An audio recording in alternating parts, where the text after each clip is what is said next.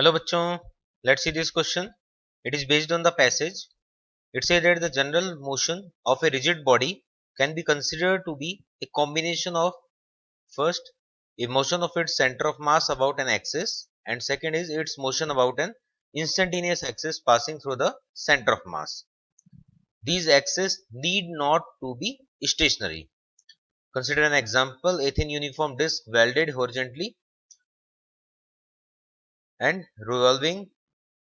तो इस टाइप से यहाँ पर ये जो क्वेश्चन है, क्वेश्चन में स्टार्टिंग में जो फर्स्ट कुछ लाइंस हैं, इनमें बोला गया है कि रिजिड बॉडी में हम यहाँ पर दो टाइप से कॉम्बिनेशन में एक्सेस को देख सकते हैं।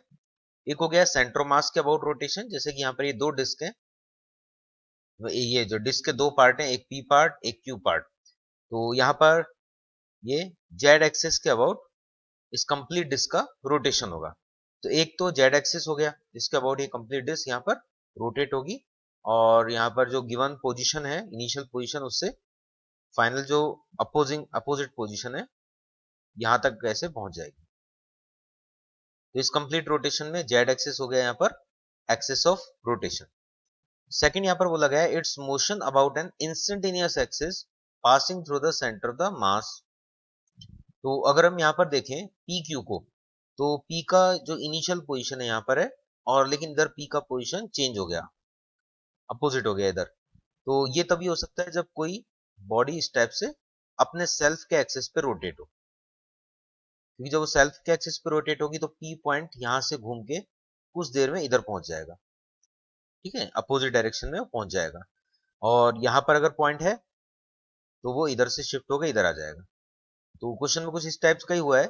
ये पी पॉइंट का यहाँ पर जो पोजीशन था वो क्यू की जगह आ गया है, और क्यू का पोजीशन पी की जगह आ गया है। तो ये तभी पॉसिबल है जब यहाँ पर डिस्क का क्या हुआ होगा, कोई ना कोई ऐसा रोटेशन हुआ होगा। तो इसका मतलब यहाँ पर एक इंस्टेंटेनियस एक्सिस ऑफ रोटेशन भी प्रेजेंट है, जिसके अबाउट पी और क्यू का रोटेशन हुआ है। अब दूसरा बात है कैसे रोटेशन हुआ है। अगर ये कंप्लीट इसी पोजीशन पे हम वापस ले आए, एक साइकिल कंप्लीट कर दें, तब पी यहाँ पर पहुंच जाएगा जहां पर है, और क्यू भी अपनी पोजीशन पे पहुंच जाएगा। तो यहाँ पर पहुंचा है और अपोजिट है, मतलब हाफ रोटेशन हुआ है। क्योंकि अगर मैं इस डिस्क को, ये जो गिवन डिस्क है, इसको मैं आधा घुमाऊंगा, हाफ रोटेट करूंगा, तो पी इधर पहुंचेगा और क्यू इधर आ जाएगा। तो हाफ रोटेशन होने में इस टाइप से सिस्टम में ये चेंज होता है। तो जैसे डायग्राम में उसके अकॉर्डिंग इस एक्सिस के अबाउट यहाँ पर हाफ रोटेशन हुआ है। तो ये जो एक्सिस इधर ए पॉइंट पे थी, अब वो एक्सिस बी पॉइंट पर पहुंच गई है। तो हर इंस्टेंट पे ये एक्सिस ऑफ रोटेशन हो गया। हम इसको बोल सकते हैं instantaneous axis of rotation. Question में आगे बताया गया है that consider an example, a thin uniform welded disc horizontally with its rim massless stick as shown in the figure. When the disc stick system is rotated about the origin, the horizontal frictionless plane with angular velocity omega, the motion of at any instant can be taken as the combination of rotation of the center mass about the disk, our z-axis, and rotation of disk through its instantaneous vertical axis of rotation through its center of mass. तो यही मैंने axis का नाम दिया है यहाँ पर, ए position पर भी और बी पोजीशन पर भी, ये गया इस इंस्टेंट पर एक्सिस ऑफ रोटेशन। क्वेश्चन में आगे, तो अभी तक तो यहाँ पर जो भी पार्ट दिया है उसको हमने इधर एक्सप्लेन कर दिया है। ये हो गया इंस्टेंटेनियस एक्सिस ऑफ रोटेशन, और जेड एक्सिस हो गया यहाँ पर axis of rotation passing through the centre of mass. Next यहाँ पर क्वेश्चन में सेकंड केस दिया हुआ है, consider the two similar system as shown in the figure. Case a disc a with its face vertical and parallel to xz plane. Case B, disk with its face making an angle 45 degree with xy plane and its horizontal diameter parallel to x-axis. In both the cases, disk is welded at point P and the system is rotated with constant angular speed omega about the z-axis. Which of the following statement regarding the angular speed about an instantaneous axis of rotation is correct?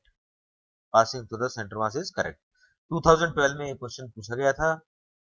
तो इस passage का जो second part है उसको अगर हम देखें,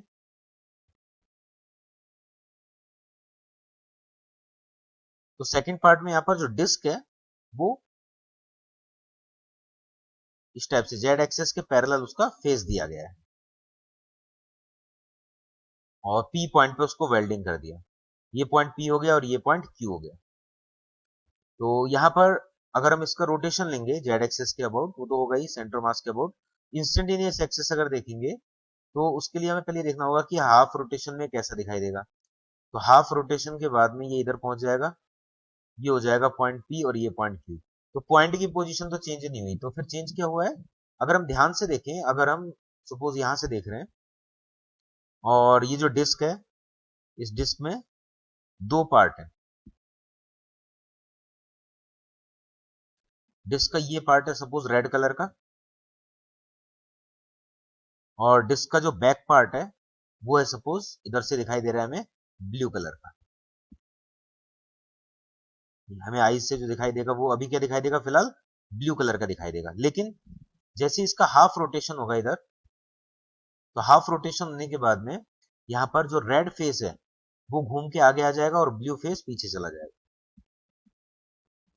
बस ये चीज हमें थोड़ा सा इसको इमेजिन करना है, इसको विजुअलाइज करना है कि यहाँ पर जब इसको आधा घुमाएंगे, कंप्लीट अगर घुमाएंगे तो अगेन इसी पोजीशन पे आ जाएगा जो स्टार्टिंग पोजीशन है। हाफ अगर रोटेट करेंगे तो जो शेड है वो चेंज हो जाएंगी, जो बैक फेस है वो फ्रंट आ जाएगा, फ्रंट फेस बैक हो जाएगा। तो यहाँ पर इस टाइप से एक वो घूम रहा है, तो उसको हम इमेजिन कर सकते हैं कि अगर हम एक डिस्क को इस एक्सिस के अबाउट घुमाते और मान लो इधर है रेड और बैक साइड है ब्लू, तो आफ्टर हाफ रोटेशन यहाँ पर सेम एक्सिस के अबाउट हमें जो कलर दिखाई देता वो कुछ इस टाइप से हो जाता। तो हाफ रोटेशन के बाद पहले हमें रेड फेस दिख रहा था, बैक साइड था ब्लू।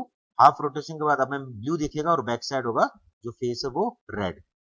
तो इस टाइप का यहाँ पर इफेक्ट जनरेट होगा। तो ये इफेक्ट तो इस एक्सेस के अबाउट ही हो सकता है। तो ये एक्सेस अगर हम बनाए यहाँ पर इधर इंस्टेंटेनियसली, तो ये क्यू और पी से पास होने वाली एक्सेस होगी।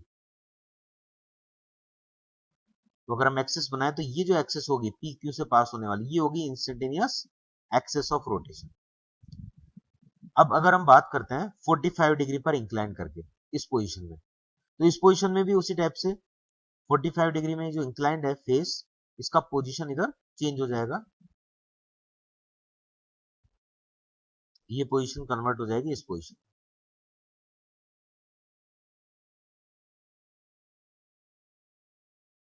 तो इसका भी अगर हम एक्सेस ऑफ रोटेशन देखेंगे इंस्टेंटेनियस, तो वो जेड एक्सेस के पैरेलल ही होगा।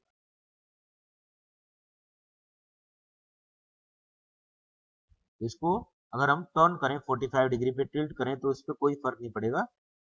देखिए पोजीशन पी इधर आ गया, क्यू इधर हो गया बैक साइड। ठीक है, तो अगर हम यहां से देखेंगे तो पहले हमें ये फेस दिखाई देगा, और यही जो बैक साइड वाला फेस है ये हाफ टर्निंग के बाद जब इधर पहुंचेंगे तो ये जो फेस है बैक साइड जो था वो इधर आ जाएगा, और अब इस पर्सन को दिखाई देगा फ्रंट फेस, ये वाला पार्ट।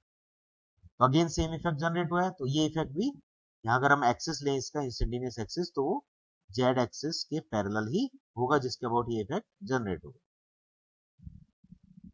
तो इस टाइप से अगर हम ऑप्शन को देखें तो फर्स्ट ऑप्शन है it is √2 omega for both the cases. Next है it is omega for case A and omega by √2 for case B. Third it is omega for case A and √2 omega for case B and it is omega for both the cases। तो यहाँ पर omega ही होगा दोनों cases के लिए, दोनों में similar condition होगा। Instantaneous axis of rotation Z axis के पैरेलल रहेगा, ओमेगा भी यहाँ पर सेम रहेगा। D option will be correct. Hope you understand it well. Best of luck.